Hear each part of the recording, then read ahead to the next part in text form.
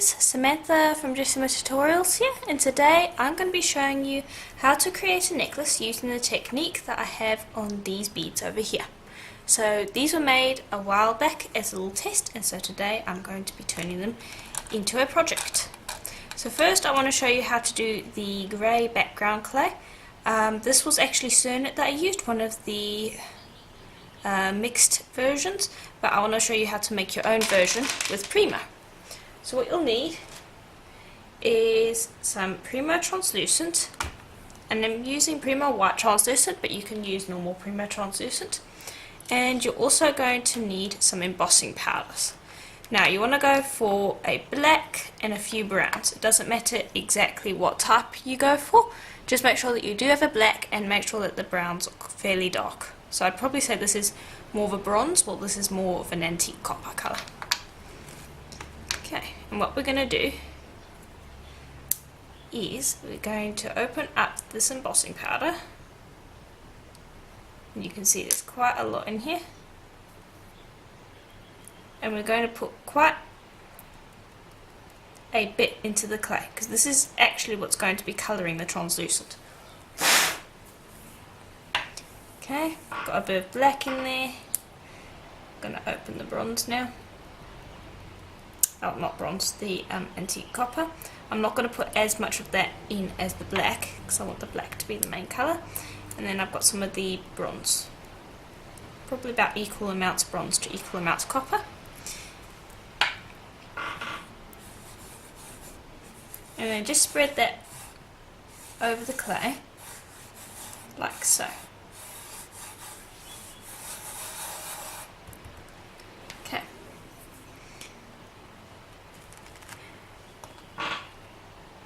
And then fold.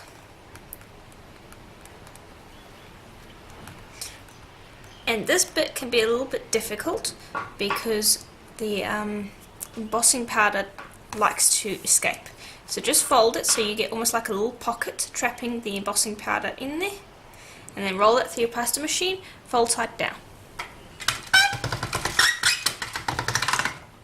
Okay, then I will fold it again and roll again. And again. And you can see that we're starting to mix it in. And you can see we get this nice speckled effect. And now how much embossing powder you add is completely up to you. I like to start with a small-ish amount, and then I will add more. So I'm quite happy with this. I probably won't be adding any more. But if you're unsure with how much you want, start with a small amount and then keep on adding until you're happy. But there we go. That's how you create the mixative, the clay with all of these little bits and pieces in it. Okay. And if you wanted, you could add a little bit of grey, but I'm quite happy with the colour in this case. So you can see, it's very, very similar to the Cernit. Okay, so now that that's mixed up, you want to just quickly make sure that there's no embossing powder left on your working surface, and I'm working on a tile. And we want to move on to making a watercolour. So you're going to want some white clay, and again, this is premo. And you're going to want some paint. Any paint will do, just make sure that it's in the greens or blues. And so I've got a few here, and these are all dazzling metallics. So I'll read out what the names are. We've got dark patina, crystal green, teal, and peacock pearl. Okay. And I've run this out on my thickest setting, which is about 4mm thick. And just quickly shake up your paints.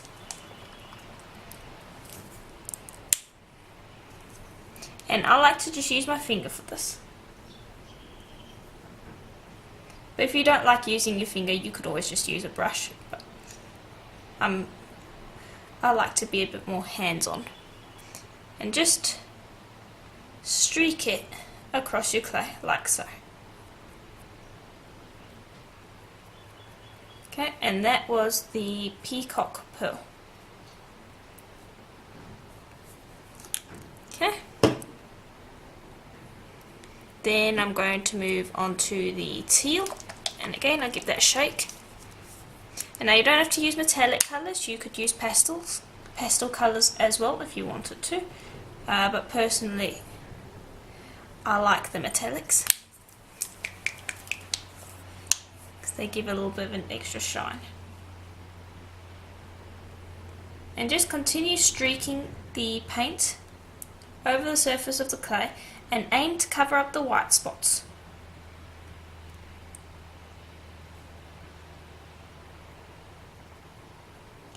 And just continue until you've got a nice solid layer of paint so that you can't really see the white anymore. So if you need to go over a few times with the colours, that's fine. Okay, and then when you're done, just gently go over with your finger and gently smear the paint so that the colours somewhat blend into each other. Don't go swirling it, but you just want it so that you have a nice subtle blend between each of the colours, like that.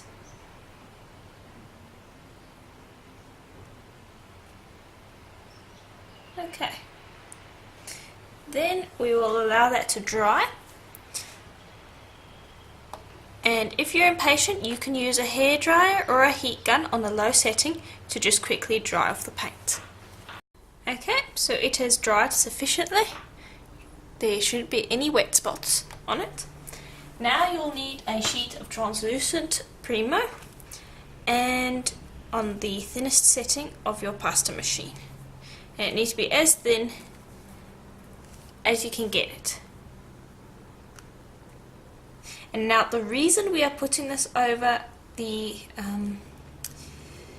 clay, you might be wondering why we're putting this over, because it is covering our nice mixed media and is making it look dull. Don't worry, first off, once you've baked this, it will look like there's no translucent over the top, and secondly, the translucent protects it. So if you're wearing it, the paint, or if you're using pastels or anything like that, it can come off and rub off onto your clothes and things, so it's not very good for you because your clothes can get messed up, and it's also not good for the jewellery because it means that it doesn't last as long. So it's always good to put translucent over. And also, if you wanted to sand your piece, you wouldn't be able to because you'd sand the paint we've put on off, but because we're putting translucent over the top, it protects the paint, and so you will be able to sand, which means that you'll be able to give a better finish to some projects. This project we're going to be leaving it matte to a certain degree because that's what I want for this project, but it's always good to put translucent over the top of your projects. Now for this one, oh, camera's out of focus, there we go. Now for this one, I've smoothed it out, got rid of most of the air bubbles. I now want to run it through my thickest setting again, and this will thin out the translucent. Now I'm going to run it through my fifth setting. My thickest setting is a 7. My next setting that I'm putting it through is a 5. And I'm going to run it through one more setting, which is my number 3. You can see the translucent is clearing up quite a bit. I'm going to run it through one more, which is my second thinnest, because we don't want it too thick for our beads.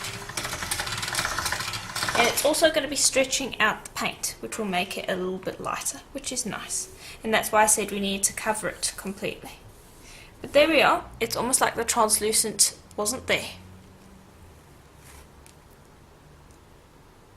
Okay, so now we'll move on to the next step.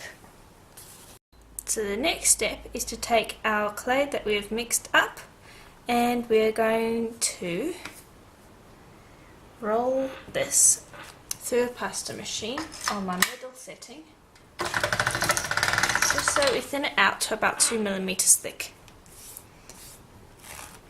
Okay. And I'm going to bring over a skewer. I'm just going to pop that there in the middle.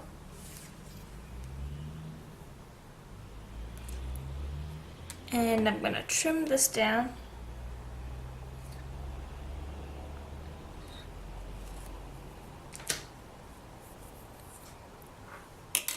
And I'll trim the sides because I want to wrap the skewer with this because I want to be making some he-she beads.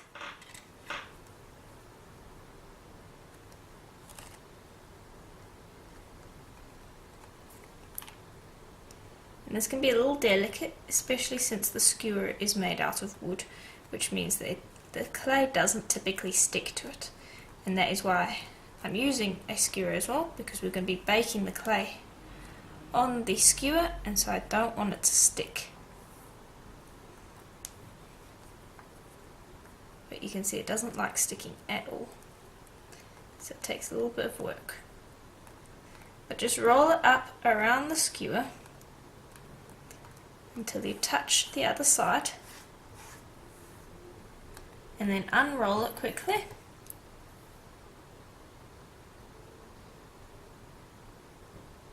And cut. And then roll it back up again. And get those two sides to meet. Okay, and now don't worry about seams just yet. That will get fixed up in just a moment when we start rolling. And now you can see we can move the clay up and down the skewer, which is excellent, as we will roll it and we will stretch it. And at the same time, go and smooth out those seams so that you don't have a line there. And we got a little bit of paint on there, got on there for some reason. I'll just quickly shave that off.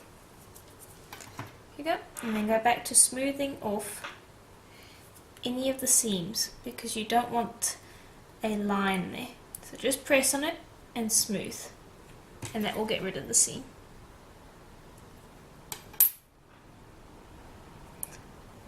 Okay. And just make sure you do that thoroughly.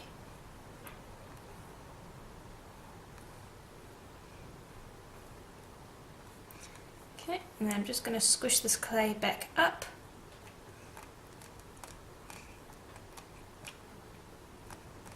So that we make sure to get rid of that seam. There's another little bit there.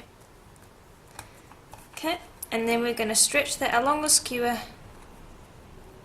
nice and evenly.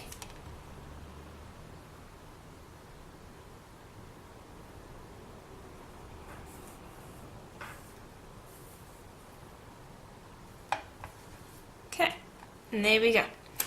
Now on the ends, just go and roll. So you chop away that end and repeat on the other side.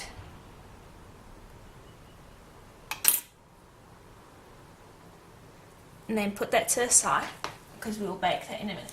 And we're going to need to make another one, so you'll need 2 skewers worth. So just go and make another one.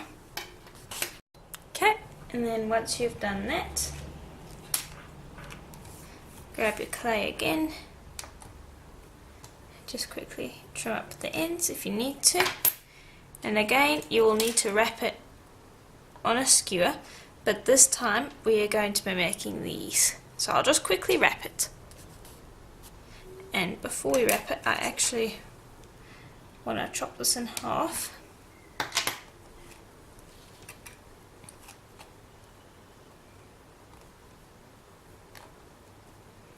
So you'll just quickly wrap that up, trim away the excess, pinch that seam together, and this should be enough to make about 2 beads. And these are going to be our little drops, or not drops, I guess we could probably call it wind chimes, but I guess that's not really an accurate name either. We're going to be making these beads. Okay, so just roll it along the skewer and stretch so that it's nice and tight. And then these ends, make sure that they're nice and tight too.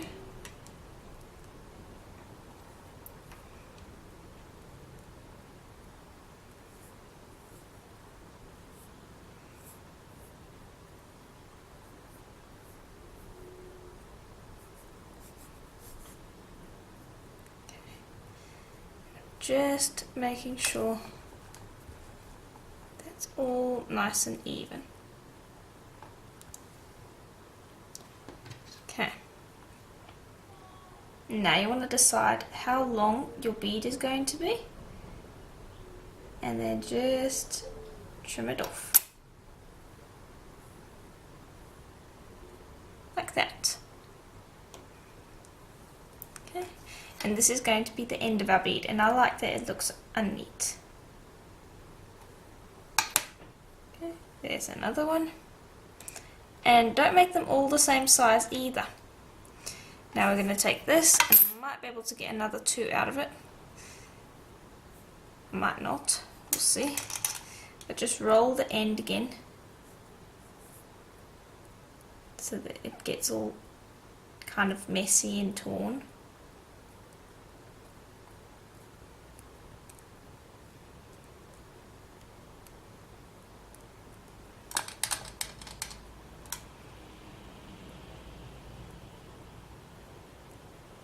There we go, or you could just rip it off.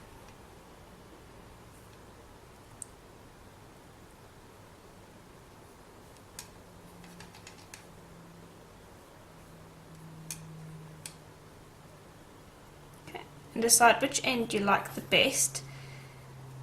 Let's see, I'm trying to get this one to look nice. There we go. I like this end the best, so I'm gonna trim off. And let's see, is that long enough? It's a little bit long.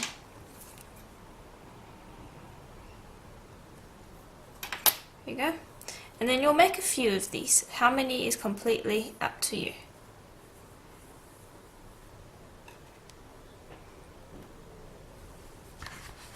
Okay, so I've done a few of those beads. Now we are going to add the watercolour bit. And what you're going to do is you're going to have to rip up all of your watercolour. And this can be a little bit tedious. So find something to watch while you're doing it, or listen to some music or something. Just trim away the edge there so that you're left with only watercolour. You don't want any of this plain white left. And you want to rip it up into small little pieces. Probably around 2 to 3 millimeters wide. Okay, and so I'll get tearing, and the way you do that, it's really easy. And I find that it's helpful first to kind of rip a piece off first, like that, so it's nice and small, and then just rip small pieces off. And then as you're ripping these small pieces off, what you want to do is you want to take either your pieces that are on the skewer like this, and you want to just pop them on like so, and leave space so that you can see the undercolour. So leave about 1 millimeter between each of your pieces. Don't have to be exact, but definitely leave some space. And you'll just cover the entire piece like that. And then for your other beads, what you'll do is you'll just go and grab another skewer and feed them on so that they're nice and supported. The last thing you want is them collapsing. So just go and feed each of these onto a skewer like that, and then you'll also cover those in little bits of watercolour. And then once you've done with that, I'll show you what to do next. Okay, so I've done them with the rips, as you can see. Now what I want to do is I want to do another one where we chop up our pieces instead of ripping them so that we get a more geometric effect. And so what we're going to do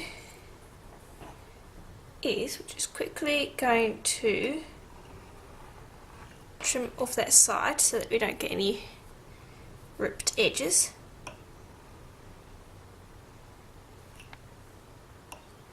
And then I'm going to use my craft blade to just make a squiggly line. We don't want it to be like completely square, we just want a straight edge rather than a ripped edge.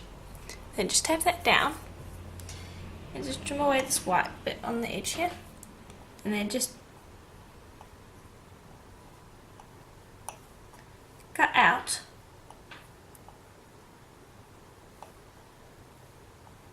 some pieces like this.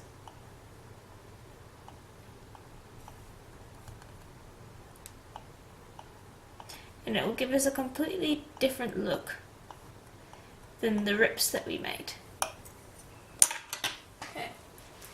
And as you can see, I've done a few already.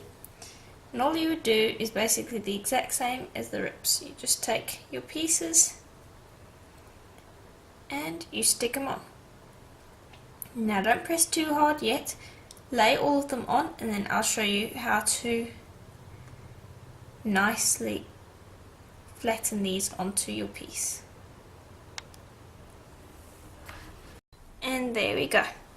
So let me just bring over all of our pieces. So I've done these 3 with the chopped and these 4 with the rips. Then I have this long skewer with the chopped and this other one with the ripped. And it gives a completely different look. So now what we want to do is we gently want to flatten these out. Not too much, you still want to be able to feel the seams so it kind of looks like inlaid pebbles, but you don't want it all sitting out. So you want it to kind of look like this one over here rather than this one. So first thing you want to do is put on gloves. And the reason for this is because I don't want to leave fingerprints, because otherwise we will have to sand.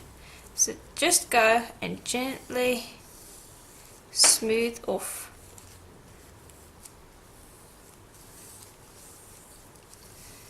this. Make sure there's no fingerprints on this one, and this one will be ready to go. Also, yeah, okay.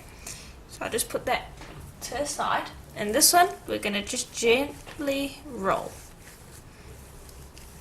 And instead of rolling outward like that, you want to be rolling inward so that you're not stretching this.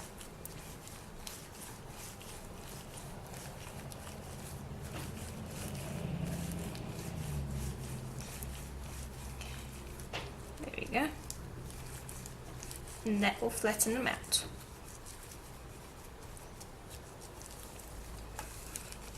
And then just make sure you get all of the areas.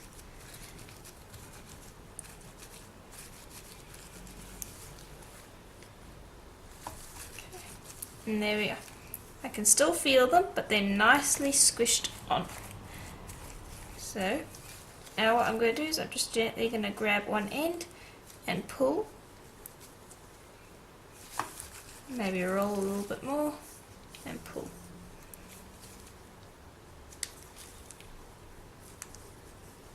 And there we go. And let me bring over the other one so you can see the difference in the markings. So if you like one over the other, then you can just use that, but I want to use both of them in the necklace for contrast. Okay, and that's what you would do with the long ones. You would also do that with the small ones. Just be careful not to stretch them.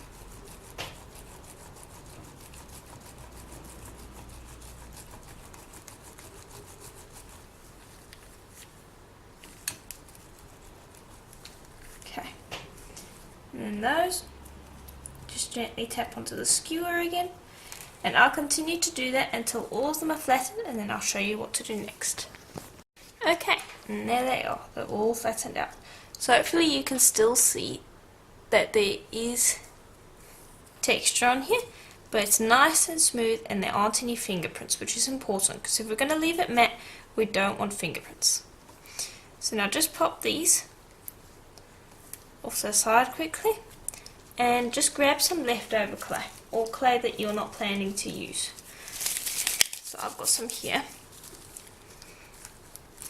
And what you want to do is you want to just break off a piece, and I'm still using gloves because I don't want to accidentally put any fingerprints on my pieces. And just roll it into a ball. And you're going to need another one about the same size. Okay. And you'll pop your skewer on one side and then onto the other side. Can you see the whole thing there? There we go. So that you have a ball on each side. And you don't want your skewer touching the bottom over here. And that way, when it bakes, it will stay nice and round and it won't have any shiny spots. And you'll do that for each of these. And then you will put them in the oven at Premo's recommended temperature for a full hour. And just put a piece of plain printing paper over the top of them to prevent any yellowing from scorching. And then when they're done, you will take them out while they're hot, and I'll show you what to do after that. Okay, so our pieces are baked and I just took them out of the oven. And there's been a wonderful colour change. The embossing powders, now that they're baked, they have gone darker, which is wonderful. It can be a little bit of a downside though, if you wanted a specific colour and you relied on the raw clay for that. So I advise doing a little test before baking, before doing your entire project, because if I bring over this, and this is a plain piece that I baked, you can see that it goes quite a bit darker. So I advise making your clay and then take a little piece, baking it, and then seeing if you like the colour before you actually make all of these. But I really like the colour. So as you can see, I have made a plain one of these because I wanted some plain pieces as well. Now these are still a little hot. They're not too hot, but they're hot enough that they're flexible. And so you want to use this time to gently pull it out. And do the same with all the others too.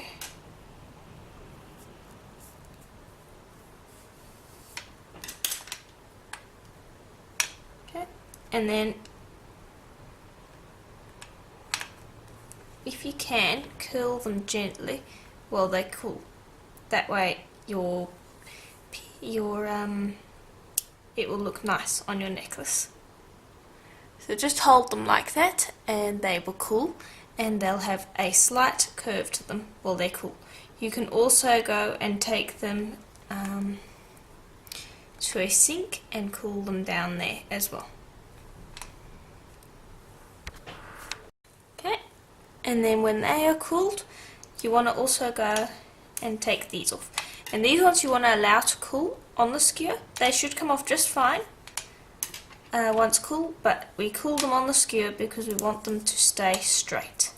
And now, again, always bake on something wooden, otherwise sometimes your clay can get stuck. So it's just a lot safer to bake it on something wooden which the clay doesn't stick to. Okay, and there we go. Those are all finished and they've got nice, neat tops and these nice kind of rugged bottoms. And then these, which I put in some water, have got a nice little curve to them as well. So I'm going to put these to the side. They're ready to go basically. These ones, however, we want to chop into hishi beads.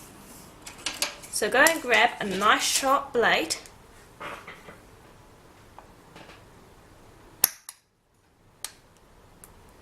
and chop off the end.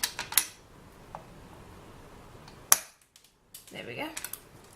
And now you want to go and pop this in the oven for a short amount of time so that it will warm up, because these can be a little hard to chop while they are cool. So I'll go pop these into the oven to warm up a little bit and then we can chop them. Okay, and now I have warmed this up in the oven, but it's going to cool down very quickly. So what you can do is you can also have a heat gun or a hairdryer, and just set that onto a low heat setting and just gently warm up your clay.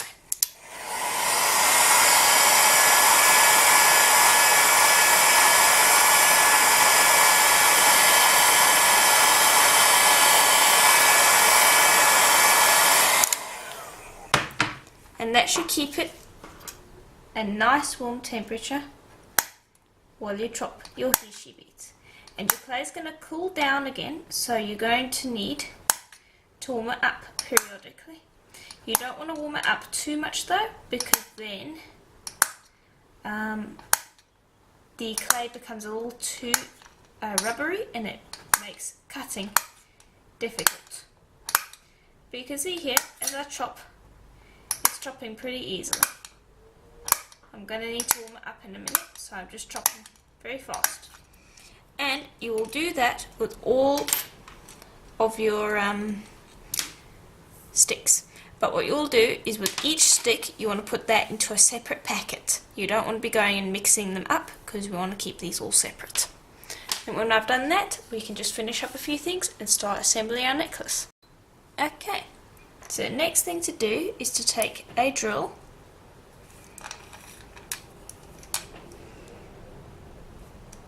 and to drill through the side of one. There we go.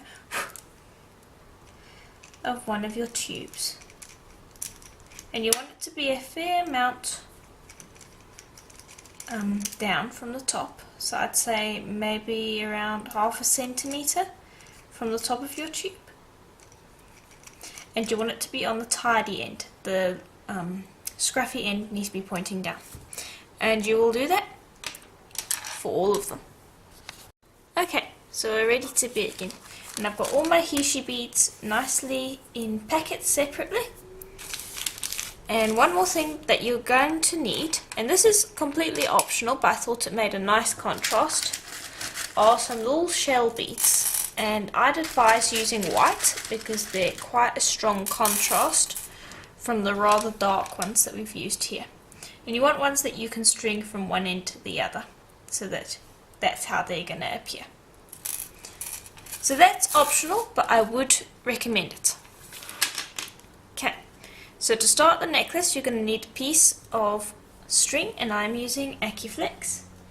You're also going to want a charlotte crimp, and just string that onto your chosen piece of string, and a crimp bead, and just string that on as well. And then crimp it near the top of your cord, nice and strong. Then bring your charlotte crimp up and close it over the squished crimp bead. Then you will need a jump ring. Slide that through the top of the charlotte crimp, then 1/2 of your clasp, and then close the jump ring, and that's 1/2. Okay, now we're ready to start stringing. And so I'm going to just take these out, and I'm going to put them into separate little piles so that they're easy to get hold of.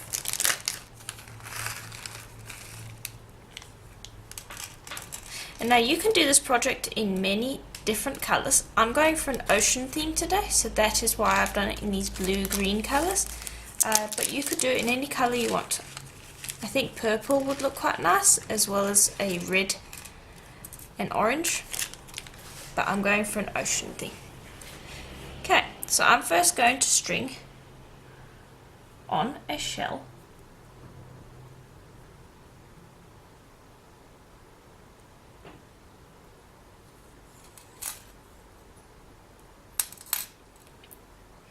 Then I'm going to take some Fiji beads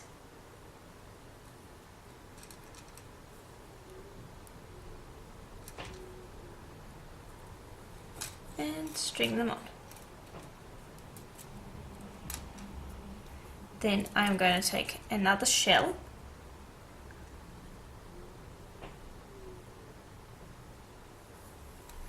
and I'm going to string that on.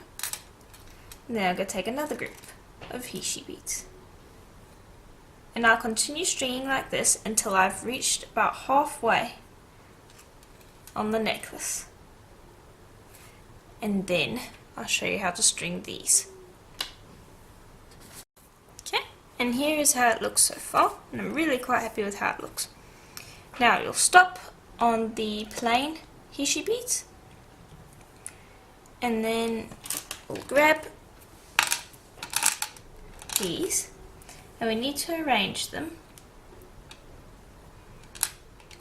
so that we have one torn, one not torn, one torn, one not torn, and so on.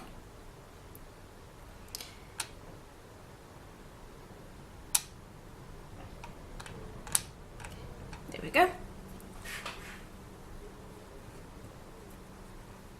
Then we'll string some Hishi beads. Then we will string on our tube.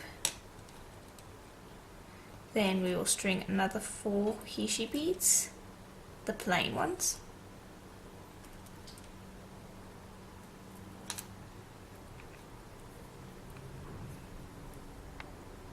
Then another tube. And then so on until you finish your tubes, and then continue. Okay, so we're almost done. I just need to attach the clasp. So you'll take another charlotte crimp, pop that onto your cord, and another crimp bead, and pop that down as well. And then take your pliers and squeeze that crimp into place. Make sure that you get it well, because you don't want your crimp coming out of place. Okay. Then go in there with either some snipping pliers or some scissors.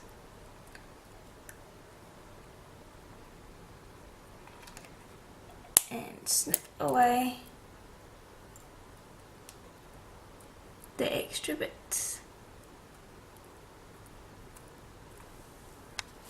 There we go. Then take your crimp, close it up, and grab a jump ring and your clasp, pop that through your loop and close your jump ring, and that's it. Got a really nice tribal necklace now. So hopefully you can see that in full. If you can't, there will have been photos at the beginning of the tutorial. So let me just move some stuff out the way. There we go. And I'll zoom it out. There you go, so you can see exactly what it looks like. So I'm really happy with how this turned out. It looks very islandy. It's beachy, islandy, and almost tribal in a nice sort of a way. So I'm really happy with how it turned out, and so I do hope that this tutorial was helpful to you. If it was, please do let me know, as that is always helpful to me, and let me know on what your ideas are for this project that I have shown. And if you do some stuff using this tutorial, please do let me see the photos. I always love seeing the photos you guys send in. And as always, I'll see you in the next tutorial. Bye for now.